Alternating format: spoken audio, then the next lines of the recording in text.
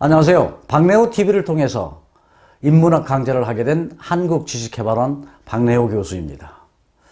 인문학을 통해서 우리는 어떠한 생각으로 아름답고 행복한 삶을 영위해 나가는 것이 바람직한 것인가?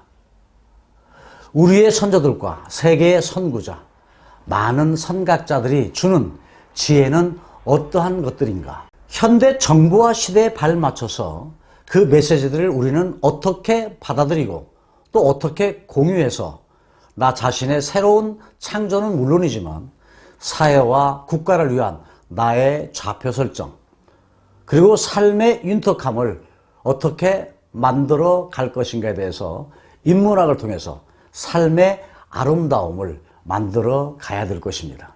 이 인문학 강좌를 통해서 아름다운 사람, 미인에 대한 모든 것들을 알아보도록 하겠습니다. 경국지색, 그리고 절세가인, 여러분 들어보셨죠? 나라를 기울일 만큼 이쁜 사람, 세상에 견줄 만한 사람이 없을 정도로 뛰어난 미모를 가진 아름다운 여인을 말하는 것인데, 이 미인들이라고 하는 것은 어떤 사람들을 미인이라고 할까요? 미인 하게 되면 일반적으로 여성을 칭하게 되는데, 이 미인은 남자가 보는 미인, 또 여자 측에서 보는 미인, 그리고 동양과 서양에서 보는 미인, 또는 보는 관찰에 따라서 그 기준과 설정이 외모냐 내면이냐에 따라서 확연하게 달라지게 됩니다. 그것은 보고 생각하고 느끼는 것이 사람마다 전부 다르기 때문이겠죠. 또 미인하게 되면 반대로 악녀도 있겠죠. 또한 요희라고 하는 요부도 있습니다. 역사 속의 여인들은 현모양처, 요조숙녀도 상당히 많이 있었지만, 때로는 아름다운 미모 하나로 권력을 좌지우지하기도 하고요. 때로는 방탐함과 사치에 모든 것을 가지고 한 시대를 소용돌이 속으로 밀어넣기도 했다고 하는 것은, 미인과 악녀, 그리고 요부들을 역사를 통해서 관찰해 보면 이 여인들이 주는 삶이 우리에게 시사하는 바가 적지 않다고 볼 수가 있습니다. 천투가인, 하늘도 미인은 질투한다는 말이죠.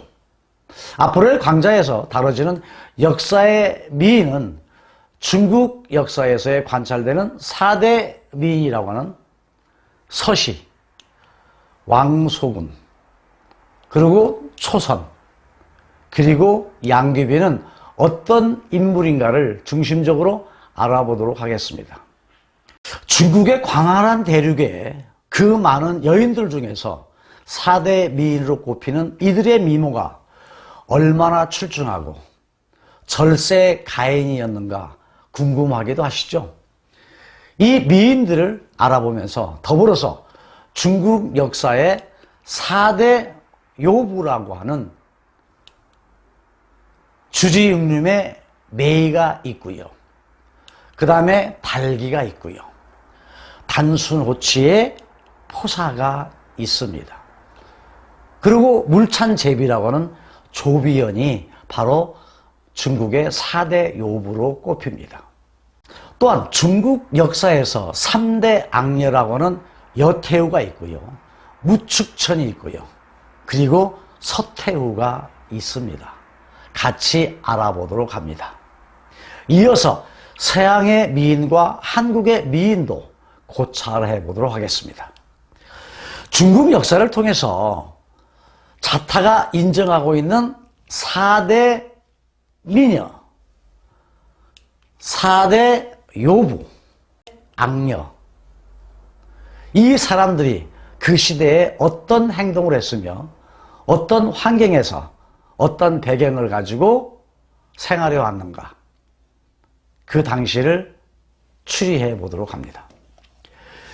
중국의 미녀의 요부 그리고 악녀를 볼 때는요, 그 당시의 시대적 여건과 문화를 이해해야만이 납득할 수가 있습니다.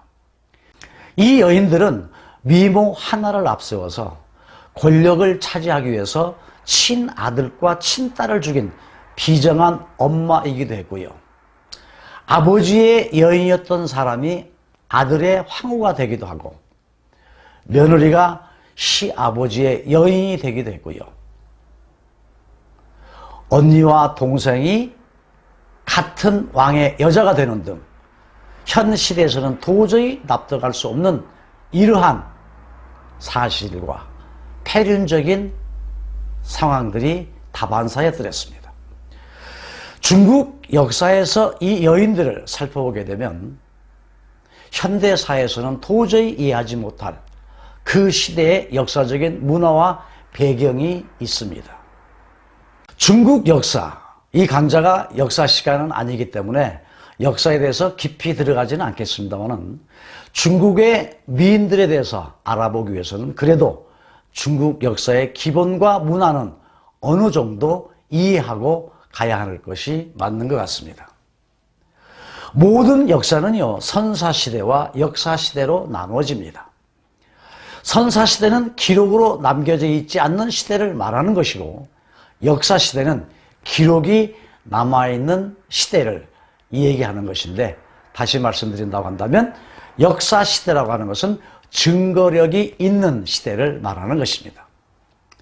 또한 역사의 기록은요, 정사가 있고 야사가 있고 소설이 있는데, 이번 강좌에서는 중국의 정사와 야사 그리고 소설들을 모두 아울러서 고찰해 보도록 하겠습니다. 먼저 중국 한번 지도를 통해서 보도록 하겠습니다. 빨간색으로 되어 있는 게 중국입니다. 위쪽은 몽고와 러시아입니다. 그리고 왼쪽은 파키스탄, 버마, 인도, 그리고 베트남이 있고요.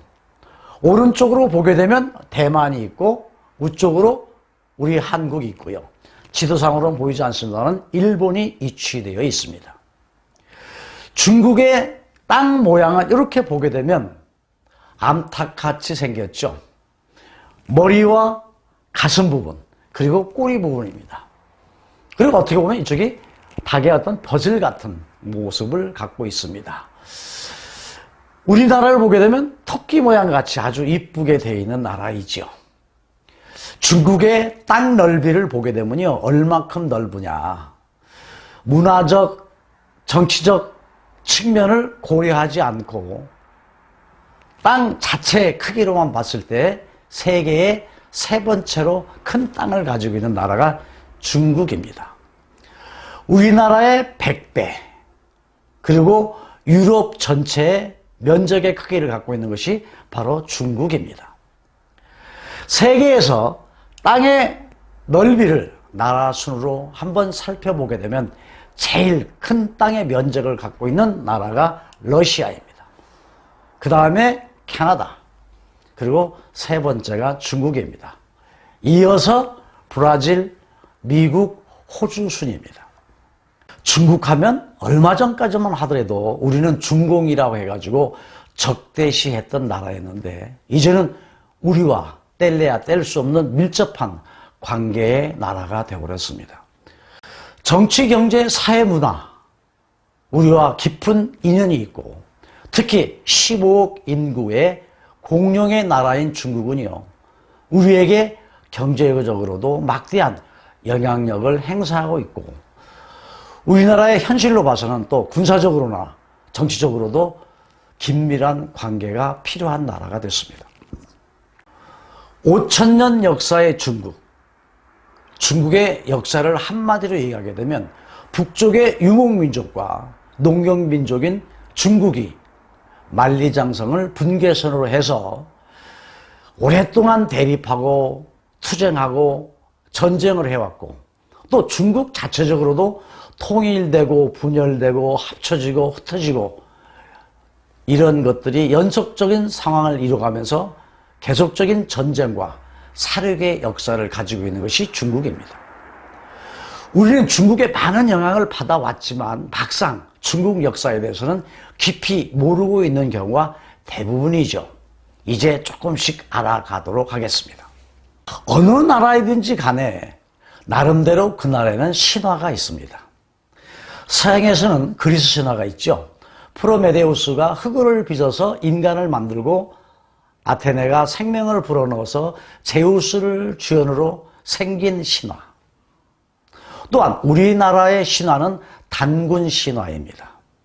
하느님이 한인을 보내서 한인이 환웅을 낳고 환웅이 단군을 낳아서 백이 민족이 태동이 되었다고 하는 것이 우리의 신화입니다.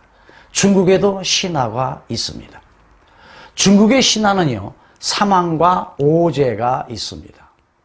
여기에서 사망이라고 하는 것은 사람이 아니고 신입니다. 여호와와 복희와 신농이 있었다는 것이죠. 여호와는요, 머리가 두 개가 달린 모습으로 되어 있고 인간을 창조했다는 것입니다. 복희는 모양새는 몸은 뱀이고 머리는 사람 형상인데 이 복희는 인간에게 사냥하는 것과 불 사용 방법을 알려줬다는 것입니다. 그리고 신농의 모습은 몸은 사람 형태인데 머리는 소머리였다는 것이죠. 근데 이 신농은 농사 짓는 방법을 알려주었다고 하는 것이 중국의 사망의 신입니다. 오제는 황제와 전욱과 제국과 제호, 제순이 있는데 이 사람들은 인간입니다. 오제로 이어지는 황제, 전욱, 제국, 제호, 제수는 다음 강좌에서 말씀드리도록 하겠습니다. 오늘 첫 강좌는 여기에서 마치도록 하겠습니다. 여러분 감사합니다.